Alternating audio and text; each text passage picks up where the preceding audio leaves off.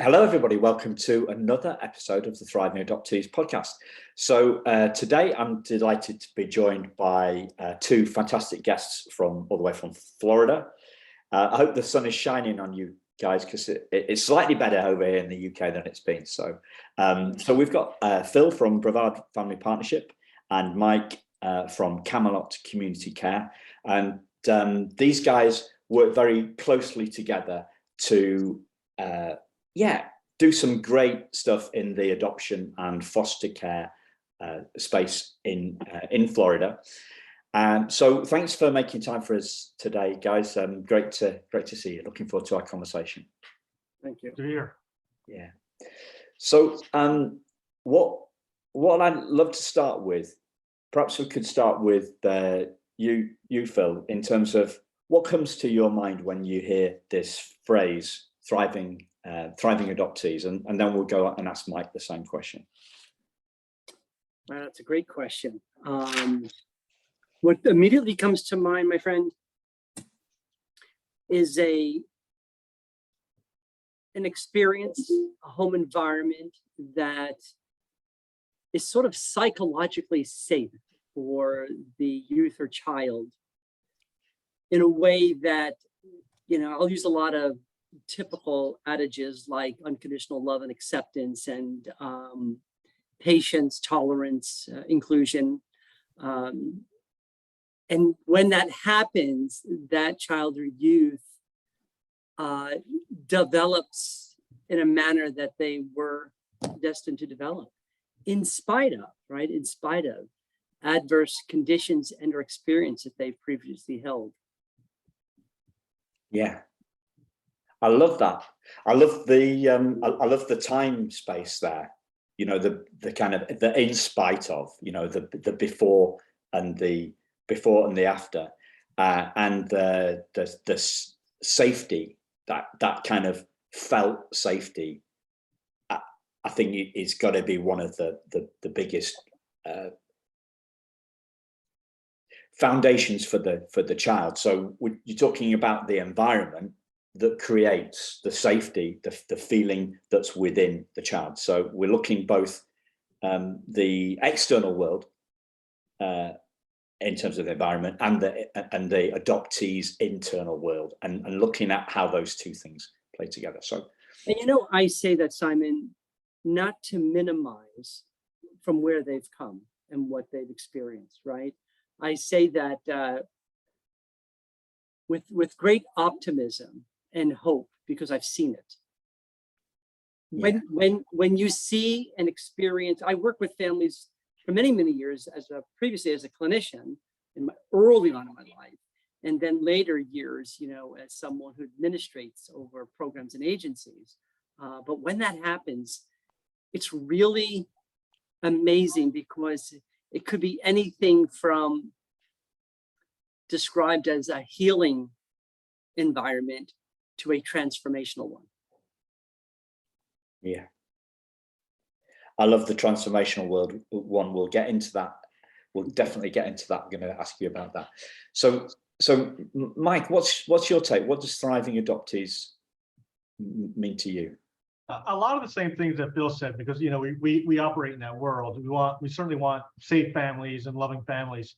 But I would add to that is that a thriving adoptee or adoption doesn't take the term we talk about superhero parents and those kinds of. It just takes a loving family, but it also takes someone who recognizes that foster children in particular, have experienced trauma in their lives, and it just doesn't stop at adoption.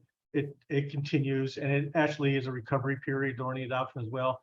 But for the family, it's just about having the support, the village, from their own family as well as from the adoptive community around them, and I think that's what leads to thriving adoptions. Yeah. So where's the distinction for you between thriving adoptee and thriving adoptions? I think they're kind of one and the same. You can't. It's an adjustment period for both. For the child, we're asking them to, in a sense, not necessarily reject their birth family, but to accept another family. And we're asking the adoptive family, the extended family of those adoptive parents, to accept the child. So it is really a process, and a life-changing for both, obviously. Everybody talks about how we're saving the life of a child, but there's also something happening in an adoptive family that the adoptive parents and their extended family go through when involved in the adoption process. And so that's why I think it's just one and the same, because this isn't just an adoptive child experience, it's an adoptive family experience. Yeah. I love it. I love the phrase thriving adoptions, Mike, because for me, it's about the whole unit and the system and the support. I don't know whether I don't know if it would be a good name for the podcast, but I think it describes a more holistic view of it, and this idea, because I keep on hearing more and more from adoptive parents who kind of like been there and done that. They say it starts with us. The thriving starts with us. So it's the old analogy is talking about putting our own oxygen mask on first. As parents are the leaders, and leaders have to lead. Leaders have to put their own oxygen mask on first, and leaders have to do their own work, is another phrase that comes up time and time and again during this podcast. So the word of thriving adoption, it's a more systemic, and it's looking at the unit and the fact that the family unit and the village that supports that unit have to kind of like are all coming together. So it's focusing on the unit rather than the child. So I kind of like it. Yeah, a lot of people will say will confuse adoption meaning the process, but it's not. It's very much the family. There's so much is happening in that during that adoption and then afterwards. So there's just it is so focused on the family. The process is bureaucracy as far as I'm concerned. We got to do things we got to do. We got to make sure they're safe. We got to make sure we do all the necessary steps. But if we don't focus on the family and think that the family just has the tools to be able to do it, it is a life-changing event for everybody. Yeah. And before we started recording, listeners, I was talking to Mike about because he's been with Camelot Community Care since 1994, started as a caseworker in foster care. And I was asking him what's his favorite part of the role now. And he said a favorite part, and he said post-adoption. And we're going to get onto that in a minute, but that, I think, traditionally that has been the area that is, and globally, I would say, like this is UK and US, in the Western world, should we say, that post-adoption has been traditionally the area that gets less focus, gets less resources, gets less time. And Camelot are doing a lot of work to change that, to transform that. Yeah, back to the transform word. So the transform word, you use this word transformation, Phil. What does that? You said healing, and then you went from healing to transformation. What does that mean to you, Phil? Well, to give it in context, if you want to compare and contrast, transactional to transformational, I would say Mike did a very good job describing, well, actually in one word, bureaucracy. I can't agree with you more, Mike. It's just like, it's true. As much as we try to, particularly in contemporary times in Florida, we have privatized. So it's not a government function, it's a private sector function. So, and we were charged with, thinking way outside of the box about how to make this experience for these children and youth different than what we have recognized historically, that, it is so transactional and it's very bureaucratic. But and I worked for government for years, and I understand the necessity for the standardization of processes, because you're dealing with thousands of children in this one state, but transactional is unfortunately a word that typically describes maybe bureaucracies and systems, where transformational, I think, is far more dynamic, and it requires the human intervention and the human commitment and will to change for the long haul. And that's what I think we have done better. I think Mike and I would both agree that even though we represent contemporary child welfare practices in Florida, we have taken it a long way with recognizing the value of families, recognizing with greater acuity the impact of trauma, the fact that trauma for many, many years in a trauma-aware environment simply understood how to recognize it. But now we talk about trauma responsiveness is then the more active approach at how we make an experience change, not only in the context of family, but if what I say is what I'm describing is transformational, for me, transformational has a root in neuroscience, it has a root in social psychology, and it has a root in organizational context. So when I say transformational, I'm going to go circle this dialogue back, that it has a very micro and very macro component. And so this transformational is a very dynamic process in many contexts of child welfare, but probably as, if not more so, within the adoptive experience for both the parent and the child. Yeah, and, Phil used the word transformational, and our child welfare system here in Florida is unique, and he mentioned it. It's a privatized system. We call it community-based care, and I think it moved the child welfare, the foster care system from government-run to private, nonprofit, community-based organizations running the child welfare system. And the transformational piece of that is obvious, government to private, but more importantly, it brought services to the community, led by the community, and designed by the community. And that, as that system has evolved over the last 20 or so years, it's moved on to how it impacts families. So, they're getting their support from other community members, or other partners or people just like them. It's not nothing against, government. I'm not saying that, but, our model is built upon the fact is that the best support for a family comes from its local community. Yeah. So on the micro basis of transformation, and an adoptive parent listening who adopted from foster care, because I think that presents, obviously, with the trauma that's come before, more complexity.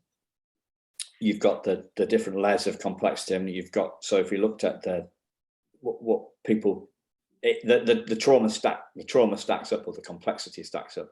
So for some people, we've got this idea of the primal wound. We've got that applies for all adoptions. Then you've got the trauma that kids have been through before they've been removed from their biological parents or biological mom. And then you've got another layer of complexity sometimes when you've got the transracial issue. The complexities seem to stack up. I've only experienced as a white guy adopted by white parents at 5 weeks old. The only trauma that I've experienced is that primal wound thing, and I'm not going to get into that now because there's plenty of other podcasts that I've done, episodes where I address that primal wound. What helps the transformation process accelerate? What helps us heal kids faster? What helps us transform kids' lives in this kind of before and after scenarios? Yeah. You know, I want to say respectfully to the audience, I want a little caveat is that, you know, Mike and I together probably have just shy of 70 years working in the social welfare industry here in Florida. But I have never walked in the shoes of an adoptive parent. I've raised 3 children to adulthood. They're grown, left the nest, have families of their own. And I can say I understand child development from an experiential sense, from an academic sense, because I studied child psychology and so forth. But I think and I say that respectfully, because what I share is from one man's journey, one man's experiential journey and academic journey and so forth. But there's so many elements to answer your very question.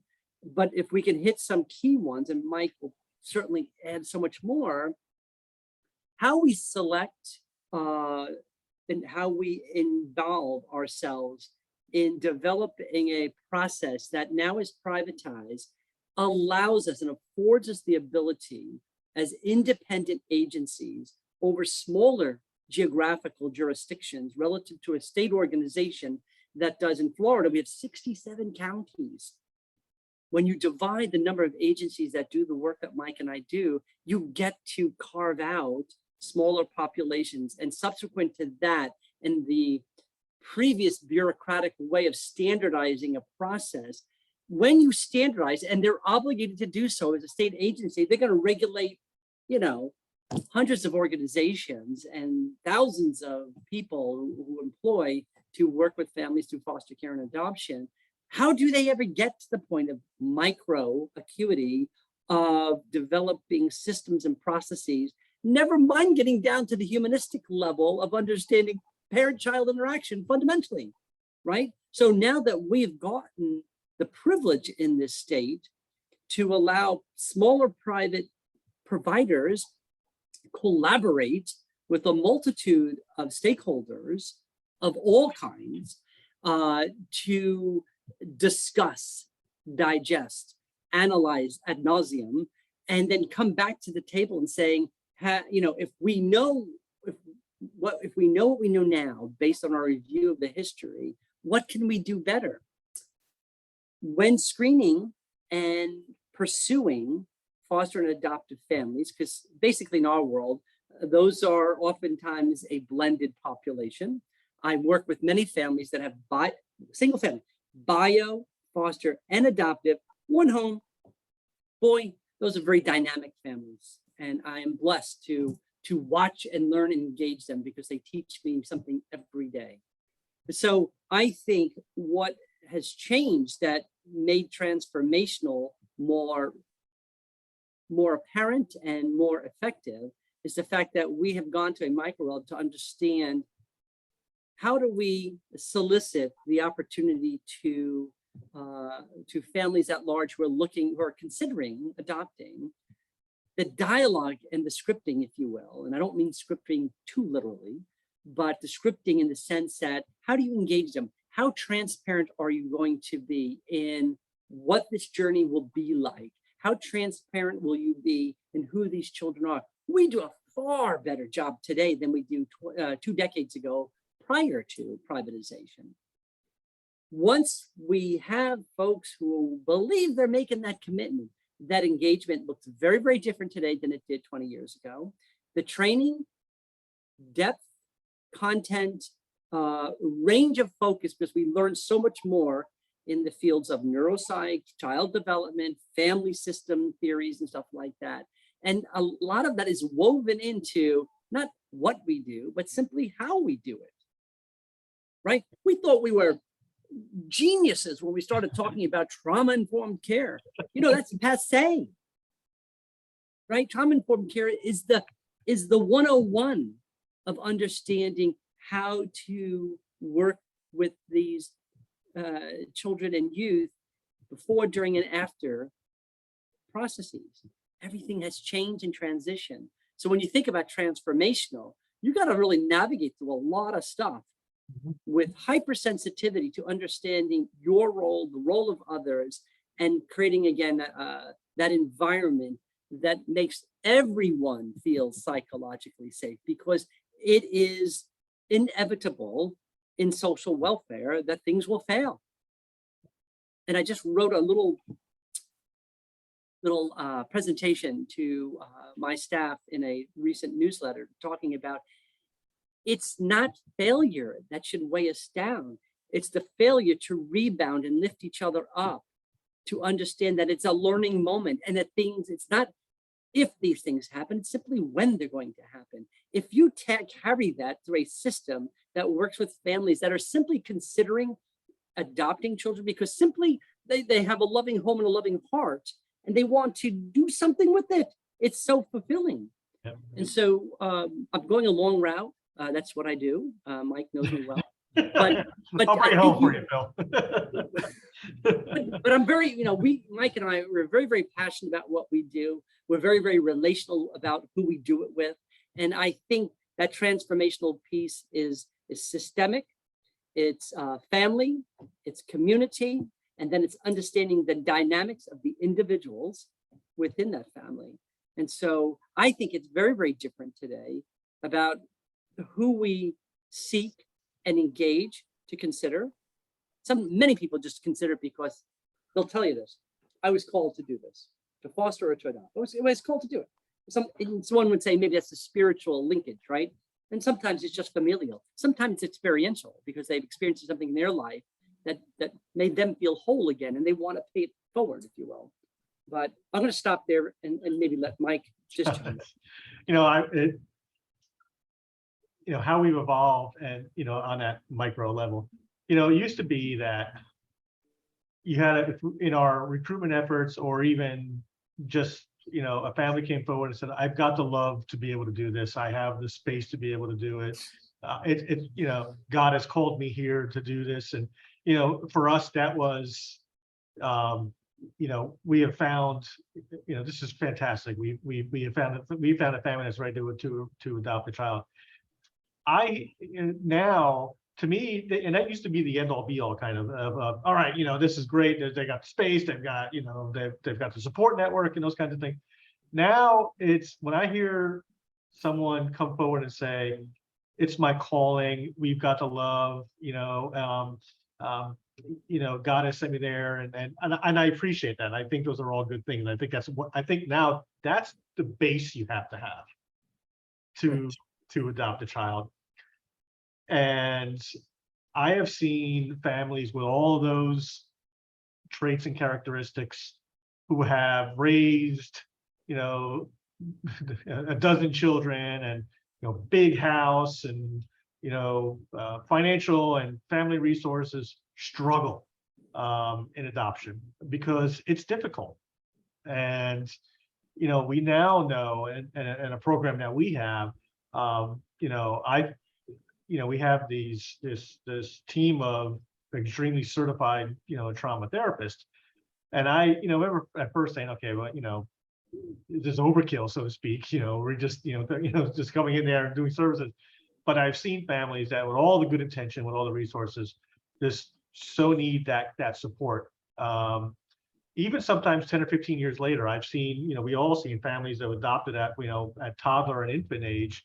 But you referenced that primary, that primal wound, and the traumatic event that in their lives, the abuse event or whatever it was that led them to be in foster care, manifests itself when they're 12 and 13 and 14 years old. And they've been in the family for 10 years.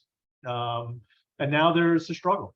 And so that's where we've moved from, great, there's a family here that really wants to adopt this child. They went to the picnic and they saw them and they picked them out of the crowd. And now we're going to go ahead and we're going to move forward with adoption. We're a lot more intentional about it.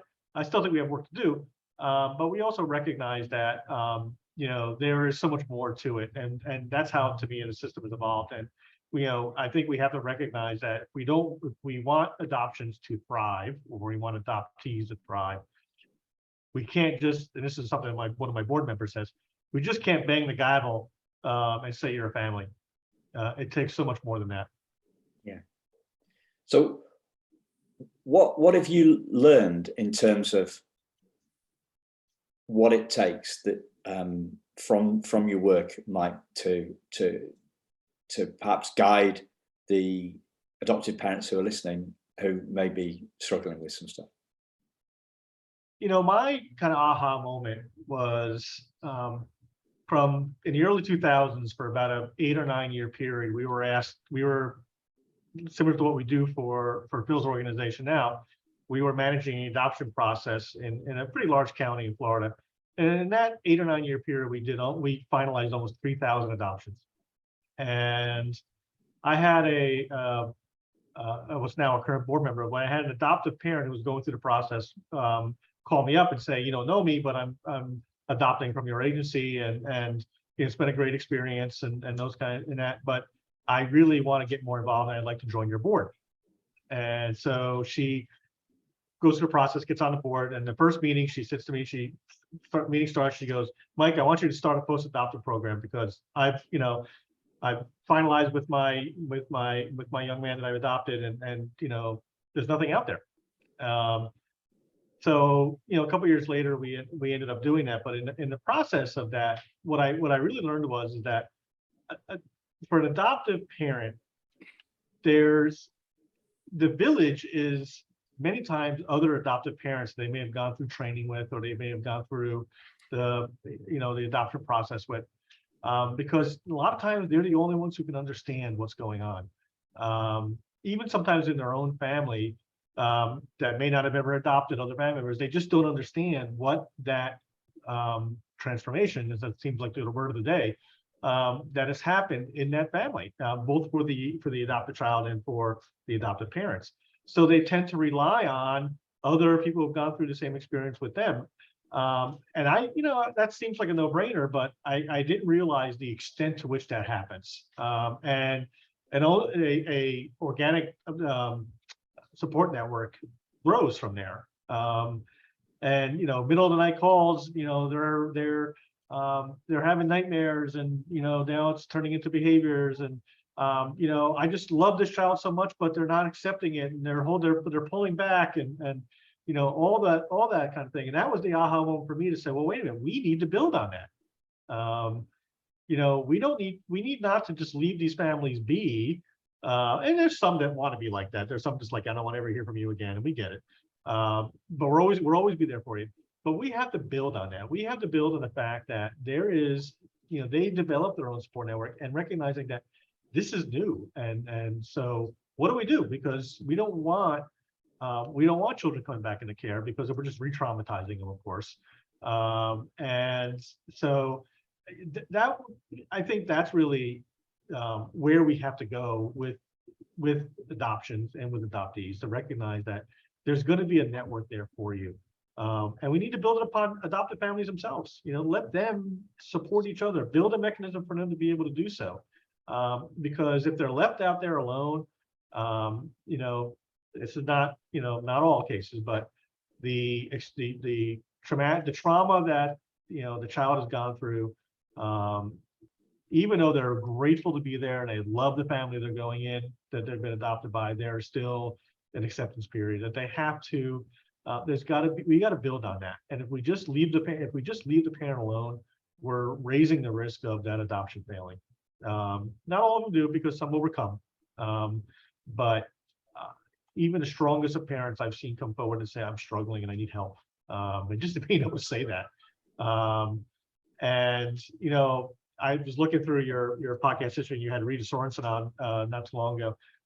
And she, with the Dave Thomas Foundation, and Dave did plenty of studies and found that more and more that, what's leading to the decision to adopt or not adopt is the existence of support post-adopt. And that helps in a decision regarding adoptive families. So I think that's, my message to adoptive families is build a network. And very much like my board member and adoptive parent did, if there isn't one, make it happen. get into a position where you get to tell somebody like me to make it happen. And and I know now, and it was the thing for me was that I was responsible in a small way. My agency was, but I was leading the agency of bringing 3,000 families together. And what am I going to do to help them? There were, in this county, there were all these families out there that that I helped bring together, that I helped form forever families, and now they needed help. And so that's what I would say to adoptive families: make it happen. Be the voice, be the advocate for not only yourself but for your children in your home. Yeah, fantastic. What sort of learnings do you see going on in these support groups? Because clearly they are listening. The listeners are listening to a podcast. Yeah. They're not actually involved in a support group. But what gems can we mine from the learnings that you've seen amongst the adopted parents? First, just the existence of it helps. But having somebody in there to facilitate, actually facilitate's a bad word. We looked at it from we need an adoptive parent to be the facilitator. Let the adoptive parents lead that support, but then have professionals there to support them, to help them understand what's going on, bring the group together, provide the resources for it, and then help guide the discussion and provide resources for them and ideas and help them build from there. That's just, it doesn't have to be, it can go from just parents coming together all the way to a formal psychosocial kind of a session going on, but anything in between there is just helpful to parents, because I think they naturally come together and say, let me tell you about what I'm going through, and doing the same for the children, bringing adopted children together and having psychosocial groups and for their experience. And not, we can't ignore that. We can't ignore the fact that the children they've been adopted and are also adopting in their family as well. Yeah. I was talking to a fellow adoptee earlier in the week, and something that she said brought me back to the first other adopted kid I'd spoken to. And when I'm saying kid, I think it was an 18th birthday party or a 21st birthday party. So I was 18 or 21.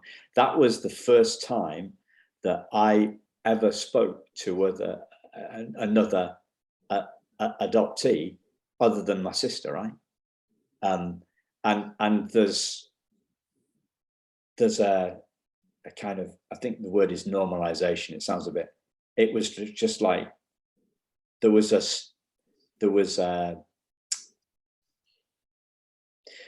strange kind of immediate synergy and connection. She was going out with a friend of mine, which was a shame, because she was a attractive, bubbly personality. But yeah, I had a bit of a thing, but I wasn't going anywhere. I wasn't going to stand on my friend's toes. But just the normalization, just having somebody to talk about it, and I actually, she'd had some struggles, and it gave me, it made me, you used the word grateful. I don't know if I felt grateful, and adoptees hate being told that. When somebody's struggling, don't tell me that I feel, why are you bothered about what other people say? I mean, it's really disempowering. Anyway, just that connection, just that, you're not on your own. You're not nuts for thinking the things that you sometimes think. I think unless we've experienced that for ourselves in our own particular way, I'm just thinking about how would anybody do that. I guess it would be a bit like if you're a stamp collector, right? And everybody in your family, nobody else in your family is a stamp collector, and they all, people give you sort of geeky comments, and then you meet a fellow stamp collector, and you get on with a house on fire. So it's that shared ground, it's that shared ground, and it doesn't feel like it's anything until you kind of experience it, because it's an experience. It's not something that we can really put words on. Well, I think one of the other important things to recognize with adoptive parents, is that fear of failure, the fear of contacting the adoption organization to say that there's challenges in your home, or even to your own family. You don't want I've heard from parents that it makes them feel like they're bad parents, or people think they're bad parents, and they're not. They're going through something that no one else has ever experienced. And so just having that support to know this is not unusual, this doesn't make you a bad parent. You're addressing something that most families don't have to address. Most families don't have to help a child recover from significant abuse and neglect. You're having to do that. And so you just need the tools to be able to do so. And so don't feel like there's something that you're a bad parent, or there's a stigma to the fact that you're challenged as an adoptive parent. There's help out there, and it's okay, and it's actually part of the process. That if you're running into those challenges, it's normal, and there are tools out there, and there is support out there to help you get through that. And Phil and I and many others have seen that with that level of support, that you can really get past some of the challenges that go on. Yeah. One of you mentioned the words the superhero. How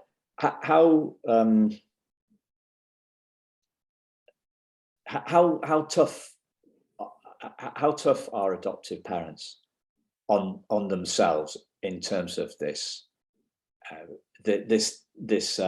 feeling that they need to be a superhero?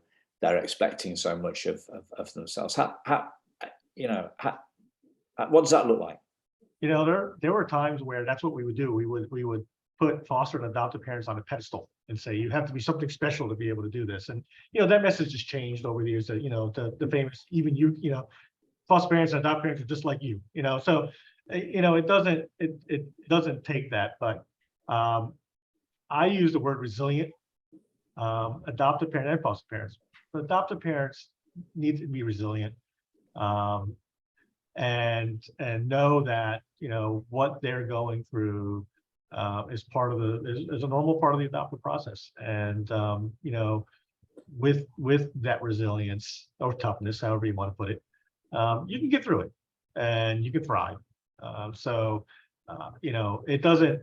I don't want to be cliche. It doesn't take the superhero. Those kinds of things. But it does take someone that's not willing to give up, because that's the last thing obviously kids need. But not only giving up on a kid, but giving up on yourself. You can do it. You can make it through. And if there isn't a support out there, find a way to get it. Because that's toughness. Sometimes toughness can be mischaracterized as not seeking help, and sometimes the toughest people can seek out help, and it is the ones that are able to that recognize that they need it that are going to succeed in the long run. What does resilience mean to you, Mike? Plainly it means never giving up, but more than that, it means just it's awareness. It's recognition that what's happening around you, what are the things that are going on externally and internally, but also the willingness to accept that you can change, or you can do something different, or you can help somebody else change. It's such a broad term, but for me it's about just moving forward, and having strength to move forward, and even if you don't have the strength, being able to know that you can have someone to help you get there. Yeah. I know Phil probably want to be with. I was going to ask Phil. I liked the way you wrap that up there, Mike, because sometimes the word resilient, in a colloquial and casual manner of discussion, people think that is like having a cape and navigating through hard times.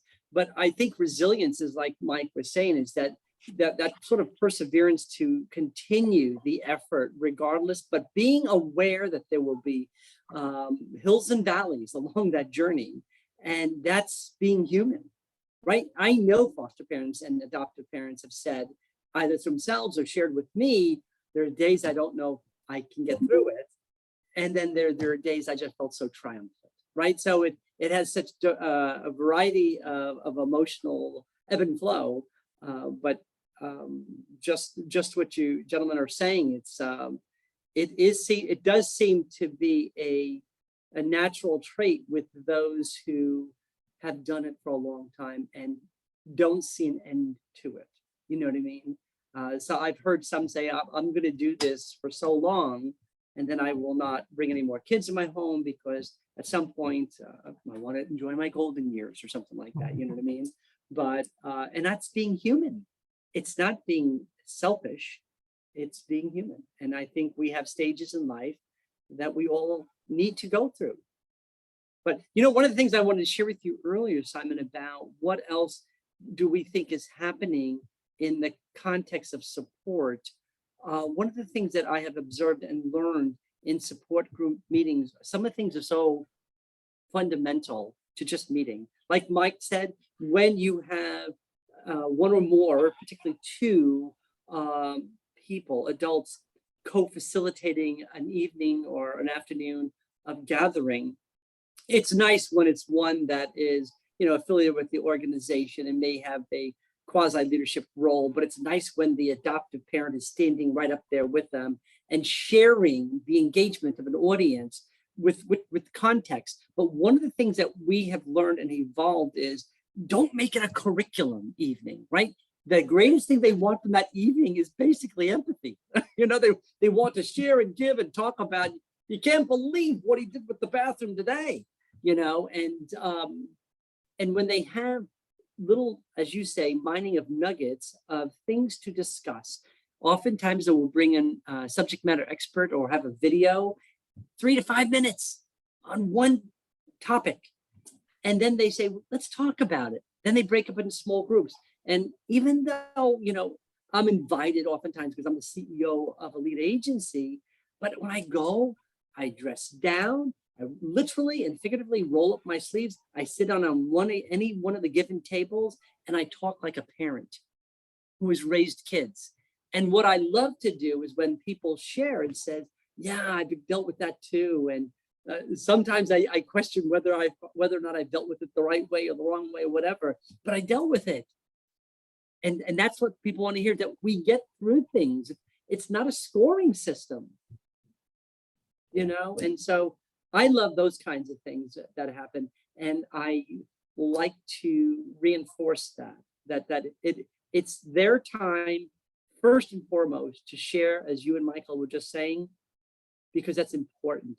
I'm not alone. Others understand.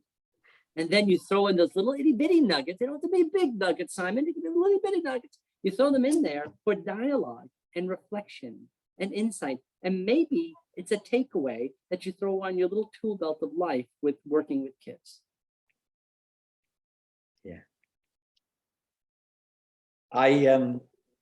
My take on resilience, I love Mike's. For me, it's discovering stuff that we didn't think we could do, right? So most people selling resilience training treat it like it's going to the gym. So, you know, you come to me, I know where you are. I know where you are, my friend. This is what the sales copy does, right? I'm characterizing that, caricaturing it. I know where you've been. I know that I've been where we've been. I know that you felt that you can't handle it until I found this magic formula for resilience. And if you spend time or money or both with me, I will show you the stuff that you, and the whole thing is it's about something that we don't have already. Whereas resilience for me is discovering the strength that we already always had, but we didn't know. So it's kind of like an unlearning. I think, you know, we, I think we learn fragility. I think we're born resilient, you know, and we learn fragility. So, you know, when the kid, you've seen this, I don't know if you've ever seen this happen, where you're out on the street and a kid falls over, trips over, and lands on, and they haven't done themselves any damage, and they're okay, and then they see the fear in their parent, and they think, oh, there may be something wrong with me. Something bad might have happened to me, because like my parent is afraid because I've fallen over, and therefore I should be over. And then they start crying. So that's what I mean by kind of learn fragility. I think we start off resilient, we learn fragility, and then we rediscover you know, I don't know how I'm going to do this. You know, like our brain goes into overdrive. How am I going to handle this? How am I going to handle this? But in the moment when the stuff actually happens, we cope fine. You know, we can't solve a problem that's in our head. Like that. Yeah. I mean, that's how every new parent, you know, they all go through that.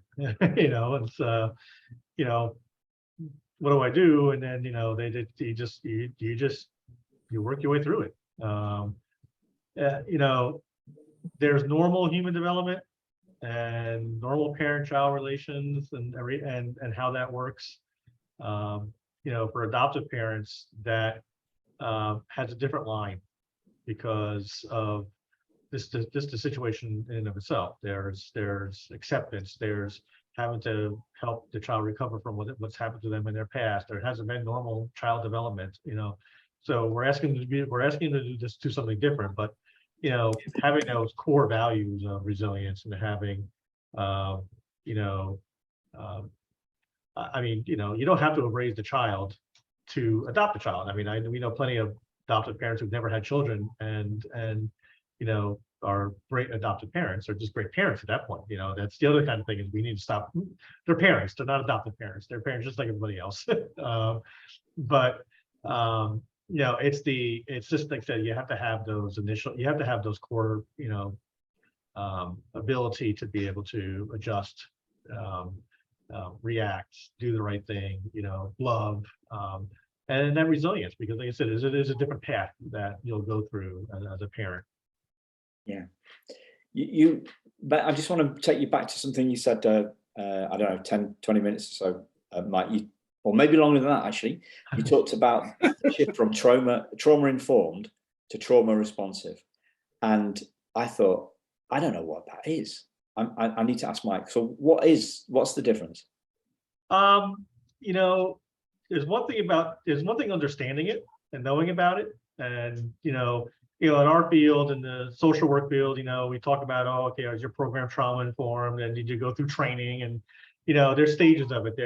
I mean, I think the whole trauma informed movement has evolved from moving from, okay, just knowing what's trauma, to then being proactive and responsive to the things what are those trauma triggers for children and families. And so, yeah, everything from, you know, how you design your office and the things you do and how you interact with families. But in the adoption world, it is, you know, our programs spend a lot of time with adoptive parents, helping them with interventions and responses to the behaviors that the child has that don't cause those trauma triggers, that help them move from and this is, I'm dangerous. I know enough to be dangerous about this. This feels, particularly feel, but this, how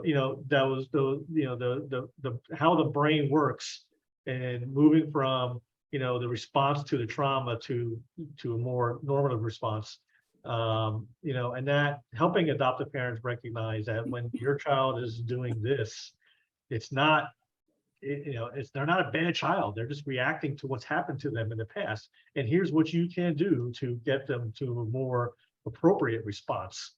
And there are so many pieces of that regarding fight or flight, and all those kinds of things that go on regarding,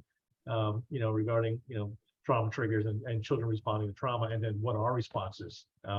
So to me, that's where you've kind of moved into the gold standard of, okay, you're not only you're informed, but you're doing a lot, you're doing things to help address that trauma and adjust the behavior and change the behavior towards a more, appropriate response and how to work with children. Yeah. Bill, go. Good job, Mike. Hey, no, he did a nice job.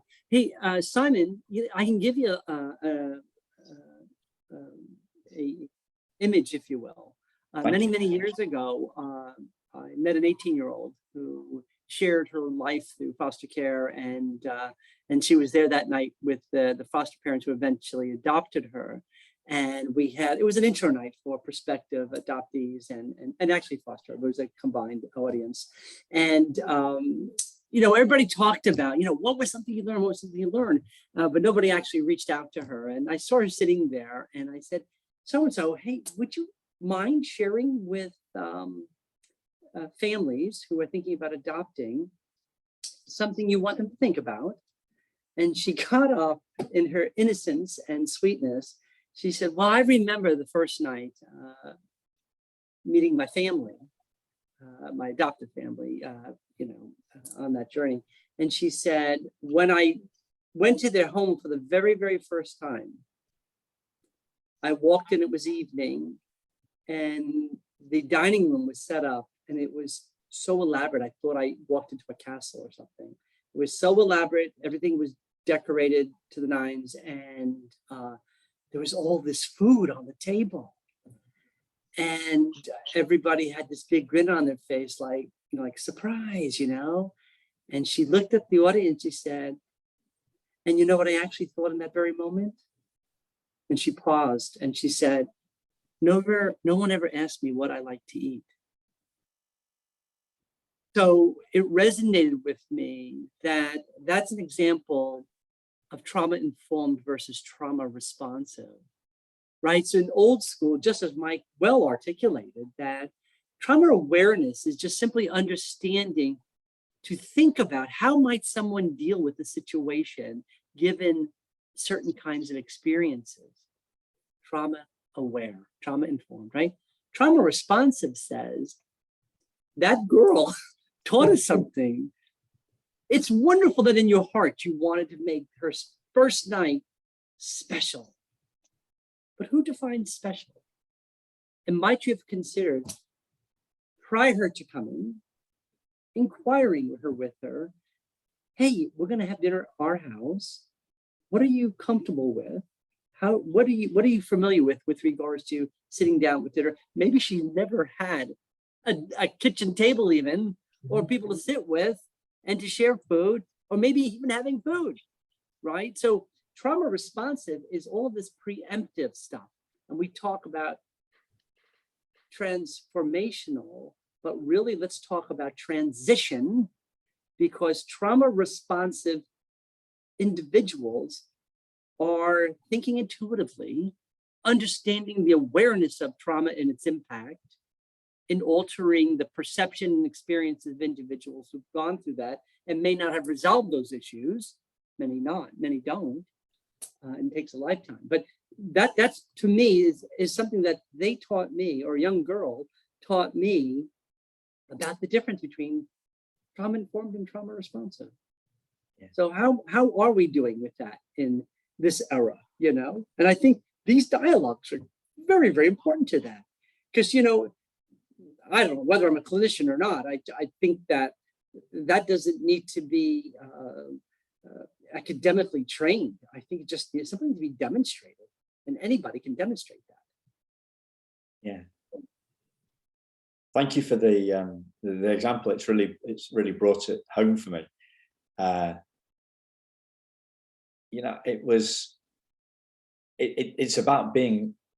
It's about the adoptee's voice. I hear this quite a lot at the moment. Like, let's listen to the adoptees. Let's listen to them. And somebody said, one of you guys said, coming alongside.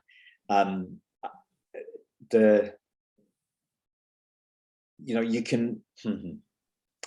I did some horse whispering 14 years ago. And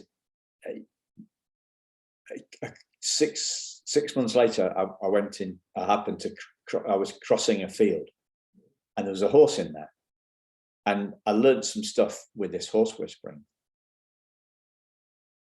And I said to my wife, just watch this, right? And I walked up gently and slowly towards this horse, and I looked this horse in the eye, and I just nudged my head slightly, and the horse walked alongside me. So I didn't, I was the leader in it, like I didn't invade this horse's space, so it ran off. Neither did I pull a rope out and try and lead the horse out of the way. I mean, didn't have a rope anyway.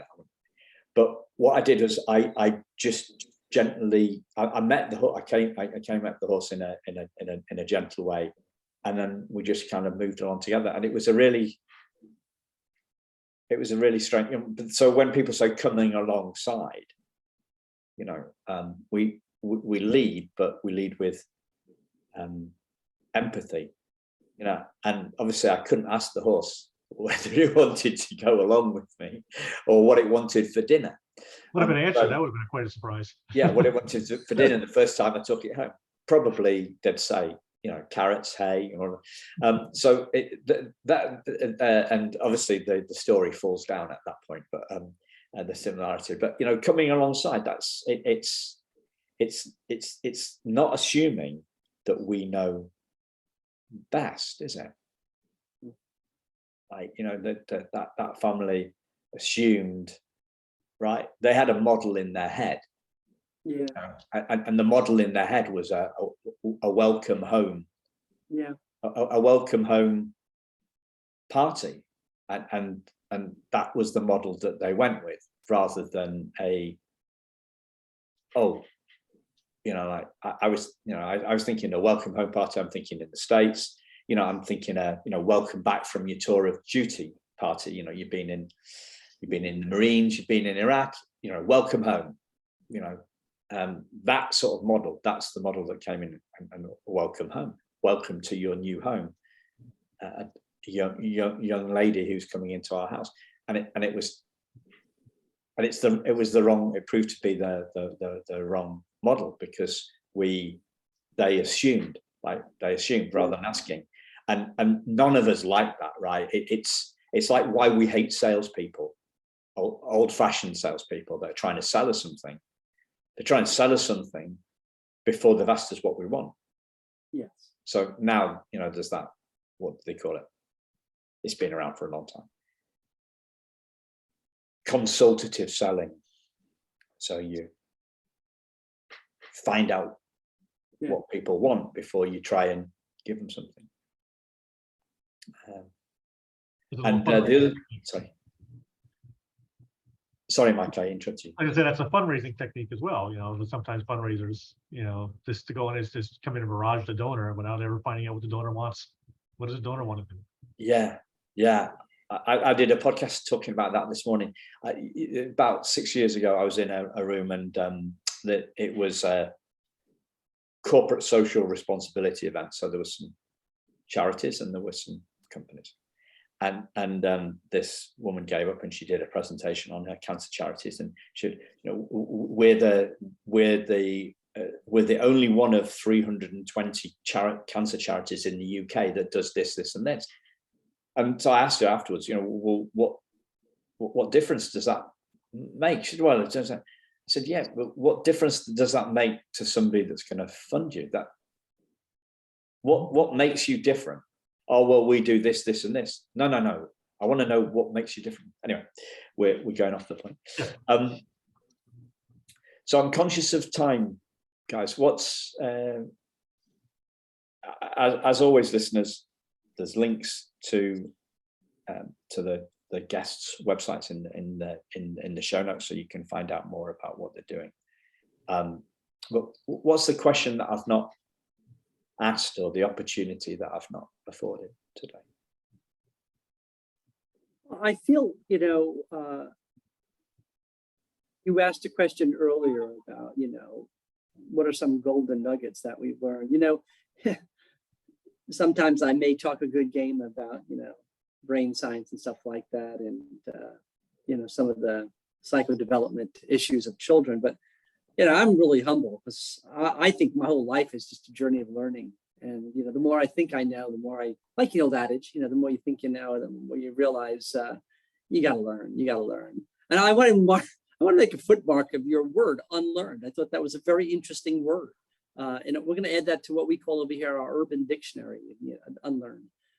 But, I said earlier and was describing my involvement in support group meetings for adoptive families. What's funny, for 2 years almost, I was attending very regularly and thinking, oh boy, rolling up your sleeves and just being with them. Isn't that great? And here I'm going to make a parallel to that young girl's observation, right? And insight. And so almost 2 years into going to these monthly support groupings, this particular one only met once a month. And just being a part of it, breaking bread with them. And by the way, a couple of good nuggets is have food. People behave very differently with food. Always happens. Have food. If you're going to have content or curriculum, if you will, make it brief. Make what it propels to be magnificent.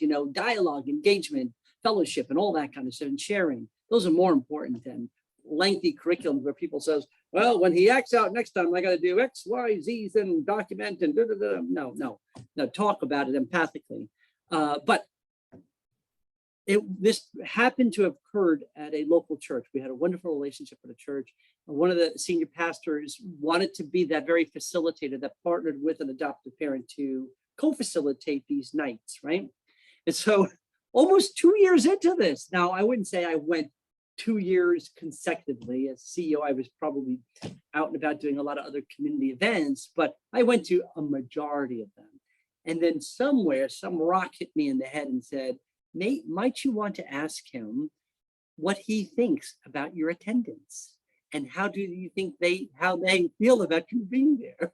And so I took him out to lunch and I said, I really enjoyed doing it. I was so excited. And when we get together, I get to share and we get to dialogue. They look real comfortable. And I said, but you know what? I've been reflecting recently. And I said, what if they don't really want me there and they want to talk about the system in my absence, And so I said to him, what do you think? And he said to me, well, I don't want to hurt your feelings. He says, but I think they do want some nights where just they can talk without anybody who's responsible for the system, so they can just vent and share. And I said, geez, I wish you would have told me that a long time ago, because I would only come at a request, and if they say, hey, come we haven't seen that guy lately, I'd come in and break bread with them. So now that's what I do. I'm on call, on call. I said, when you think I should be there to answer to policy change, practice change, things about the funding or whatever it might be, I'll show up, but I still will be the same person, casually dressed, ready to engage, literally and figuratively breaking bread with them and sharing as a parent would, So as that girl, woke us all up that night, she said, nobody ever asked me. I'm going to ask. I'm going to start asking more questions, making no assumption, regardless of title or position, stuff like that. Yeah. So I got to be on the other side of that exact equation where, one of our programs, which the funder wanted to come and observe a group, and it was a lead agency like Bill's agency. And so I asked the leader of the group and they just like, no way. This is our space. So, now I really enjoyed calling up the funder and saying, you're not allowed to come.